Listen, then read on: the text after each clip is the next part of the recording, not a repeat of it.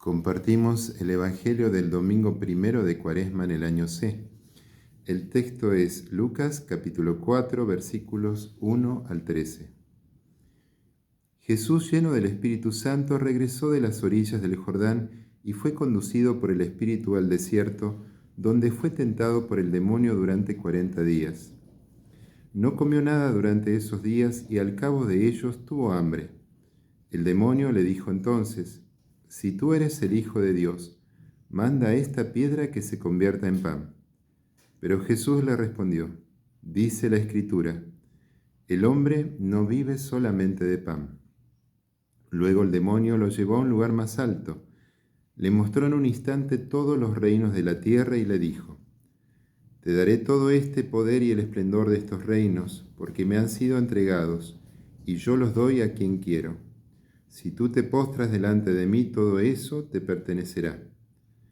Pero Jesús le respondió: «Está escrito, adorarás al Señor tu Dios y a Él solo rendirás culto». Después el demonio lo condujo a Jerusalén, lo puso en la parte más alta del templo y le dijo: «Si tú eres el Hijo de Dios, tírate de aquí abajo, porque está escrito, Él dará órdenes a sus ángeles para que ellos te cuiden. Y también ellos te llevarán en sus manos para que tu pie no tropiece con ninguna piedra». Pero Jesús le respondió: «Está escrito, no tentarás al Señor tu Dios». Una vez agotadas todas las formas de tentación, el demonio se alejó de él hasta el momento oportuno. Palabra del Señor.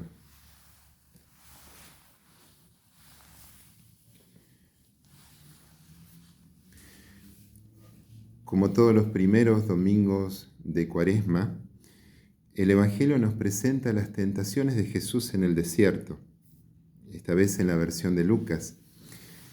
Es un texto enigmático, lleno de simbolismo, que requiere un acercamiento previo.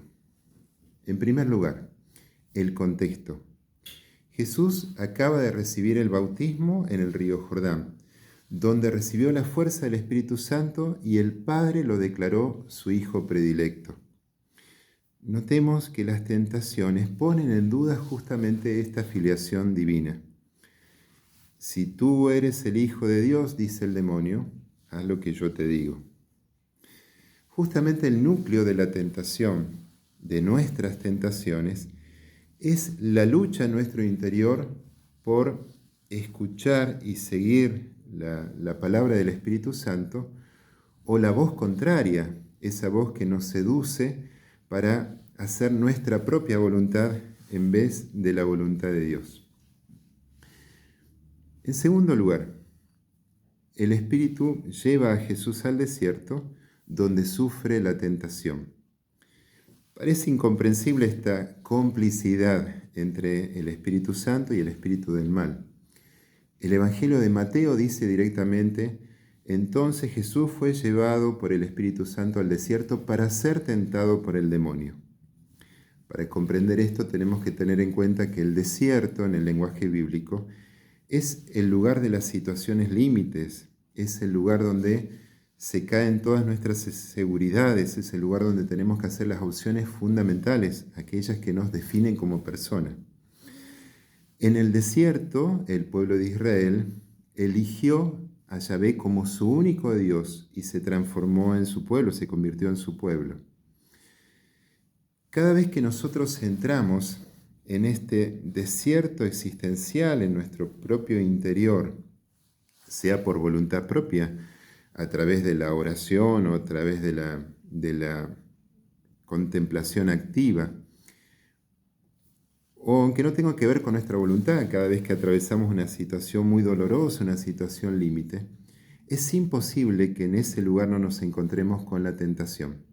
¿Por qué? Porque allí es donde tenemos que elegir entre hacer la voluntad de Dios o hacer nuestra propia voluntad. En tercer lugar, los 40 días. El número 40 en el lenguaje bíblico significa la totalidad de la vida. 40 años era el promedio de vida en aquel tiempo. Esto significa que Jesús sufrió la tentación durante toda su vida. Si bien Él es verdadero Dios, también es verdadero hombre. Significa que estuvo sometido a la tentación igual que nosotros, pero no al pecado, porque Él siempre escuchó la voz del Espíritu Santo y quiso hacer siempre la voluntad del Padre. Sin embargo, Él comprende lo que significa estar sometido a la tentación. Él nos entiende y se compadece de nosotros. No por nada dejó un sacramento, que es el sacramento de la reconciliación. En cuarto lugar, el hambre de Jesús representa el hambre de comprender los designios de Dios, el hambre de comprender la voluntad de Dios, el ver aquí ahora realizado el reino de Dios, el ver los signos de una nueva humanidad. Justamente esta hambre puede llevarnos a nosotros a no ser pacientes con los tiempos de Dios. Queremos ver estas cosas realizadas ya, aquí y ahora. Y generalmente muchas veces optamos por hacer las cosas no al modo de Dios, sin discernir la voluntad de Dios, sino hacer las cosas a nuestro propio modo. Es el momento propicio para la tentación. En quinto lugar, vemos que las tentaciones tienen que ver con la relación, con las cosas materiales, con los hermanos y con Dios. Son nuestras propias tentaciones. Jesús en este Evangelio nos cuenta el modo cómo Él hizo para poder superarlas. En sexto lugar, notemos que el demonio utiliza la palabra de Dios para las tentaciones. Únicamente que utiliza la palabra de Dios descontextualizada y peligrosamente interpretada de un modo muy literal. ¿Cuántas veces nosotros mismos, al leer la palabra de Dios, pudimos entrar en confusiones profundas justamente por no comprenderla y no interpretarla a la luz del sentir de la iglesia? Pero Jesús le devuelve a la palabra su sentido profundo, ya que Él vence la tentación a través de la palabra interpretada según la voluntad del Padre. Esta voluntad que ayer, hoy y siempre es amor. Toda la palabra debe ser interpretada desde la mirada del amor infinito de Dios por nosotros. Bien, el Evangelio entonces nos dice que Jesús sintió hambre y que el demonio se acercó a Jesús y le dijo: si tú eres el Hijo de Dios, manda a esta piedra que se convierta en pan. Jesús, como el Hijo de Dios, para quien nada es imposible, tenía el poder de hacer esto y mucho más. Pero, ¿era esta la manera de comenzar su misión? Es cierto que muchas veces estamos angustiados por las necesidades materiales y tener un Dios al cual recurrir para que a través de prodigios y milagros nos solucione los problemas es muy atractivo. Justamente esta es la tentación de la multiplicación de panes. Entonces quisieron tomar a la fuerza a Jesús para hacerlo rey. ¿Qué mejor rey que alguien que nos dé abundancia de pan sin necesidad de tener que trabajar? Pero Jesús huyó de ellos, porque esto no es la voluntad de Dios. Esto está muy lejos. Recordemos que uno de los primeros designios de Dios es: ganarás el pan con el sudor de tu frente. Por eso Jesús les respondió: está escrito, no solo de pan vive el hombre. Hoy en la Iglesia Católica muchos consideran que lo único importante es compartir el pan material con los necesitados. Incluso oponen una iglesia ministerial, una iglesia dedicada al servicio de las necesidades humanas, con una iglesia sacramental, una iglesia ocupada en dar sacramentos. Pero esta oposición no es auténtica. La iglesia es una cosa, la otra y mucho más incluso. Cada vez que nosotros amputamos la buena noticia del Evangelio, en realidad estamos amputando a aquellos que pretendemos servir, ya que lo estamos tratando como criaturas absolutamente terrenas, sin ningún tipo de aspiración a la trascendencia.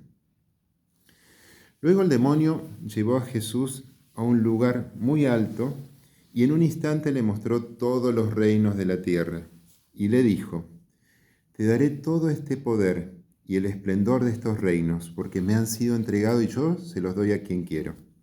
Si te postras delante de mí, todo esto será tuyo. La tentación es muy clara. Si queremos transformar la tierra, ¿qué mejor que tener poder absoluto sobre ella? La tentación del mal uso del poder está en todos nosotros. El poder no es malo en sí mismo, pero el modo de ejercer el poder puede llegar a ser nefasto. De hecho, todos estos reinos y el esplendor de estos reinos le han sido entregados al tentador, porque estos reinos se manejan con los criterios demoníacos contrarios a los del reino de Dios. Postrarse delante del tentador significa asumir, aceptar su mirada sobre la humanidad y el modo de ejercer el poder sobre ella. Pero Jesús le respondió: está escrito, adorarás al Señor tu Dios y solo a Él rendirás culto. Jesús quiere cumplir la voluntad del Padre. Jesús quiere comprender cuál es el designio de amor de Dios sobre la humanidad, que está muy lejos del uso arbitrario del poder. Por el contrario, el poder en la mentalidad de Jesús se va a transformar en servicio. La sed de venganza en Jesús se transforma en perdón incondicional. La ambición de poder, de predominar sobre los demás, se va a transformar en un culto reverencial hacia la libertad de los demás. El proyecto de hombre de Jesús es aquel que es capaz de ponerse en el último lugar y convertirse en el servidor de todos. Es aquel capaz de amar hasta dar la vida. Después el demonio lo llevó a Jerusalén y lo puso en el lugar más alto del templo y le dijo: si eres el Hijo de Dios, tírate de aquí abajo, porque está escrito: Él dará órdenes a sus ángeles para que te protejan en tus caminos. Y también ellos te llevarán en sus palmas, para que tu pie no tropiece con ninguna piedra. Jerusalén y el templo son el bastión simbólico de toda la religión oficial de Israel.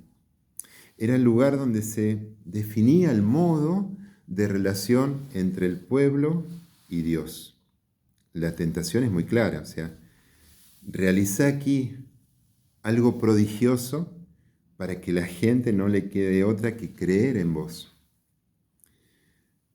Cuando yo tenía 8 años, un hámster que vivía libremente en mi pieza quiso realizar la proeza de treparse por una cortina para llegar a un lugar alto, pero se cayó y quedó muy maltrecho.